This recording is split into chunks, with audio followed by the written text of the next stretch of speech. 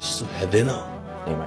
මුස්ලිම් මිනිස්සු බණ අහනවා. ගොඩක් අහනවා. මගේ යාළුවෝ අහනවා. කතෝලික තරුණ පැවිදි වෙන්න අහනවා. ඒ මොකද මිනිස්සුන්ට අතට අහුවෙන දේවල් කියනකොට මේ දර්ශනයේ තියෙන ප්‍රායෝගික පැත්ත 2025 ජීවිතයට ඇදලා අරගෙන දාලා කියනකොට ඒකට කොහෙන්ද ආගම? මනුස්සකමට කොහෙන්ද ආගම?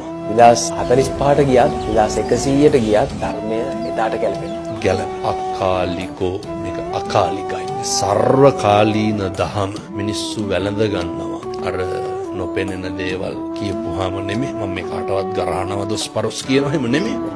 මිනිස්සු යථාර්ථය තේරුම් ගන්නකොට තරුණයෝ දවසට ඇමතුම් කොහොමත් 200කට වැඩියෙන් එනවා. ඔය මගේ රියදුරු මහත්තයා ප්‍රසාද් මහත්මයා තමයි සියල්ල කරන්නේ. ධර්මදේශනා බාර රට වටේම යනවා ස්වාමීන් වහන්සේ. රට වටේම යනවා මමත් එක්ක හරි පරිස්සමට එක්කයි යන්නේ. එතකොට එන ඇමතුම් වලින් වැඩිමනක් එන්නේ මිනිස්සු කතා කරන්නේ තරුණයෝ. මගේ YouTube channel එක කරන තරුණ ඊයේ පෙරේද කිව්වා අර වගේ මොනිටර් වෙනවන්නේ බලන වයස් කාණ්ඩ 182ක් අවුරුදු 35ට අඩු කට්ටිය. 182ක් අවුරුදු 35ට අඩු කට්ටිය. හොඳ ප්‍රවණතාවය ස්වාමීන් වහන්සේ. හොඳ ප්‍රවණතාවය. අපි හිතන් හිටියේ මීට අවුරුදු ගානකට කලින් අවුරුදු 50 60 පෙන්නට පස්සේ තමයි ධර්මය මතක් වෙන්නේ කියලා. අවුරුදු 60 පැනපු කිසි කෙනෙක් බණ අහලා නැහැ. තරුණයෝ බණ අහන්නේ ආතල් එකට නෙමෙයි. හැදෙන්න එමය.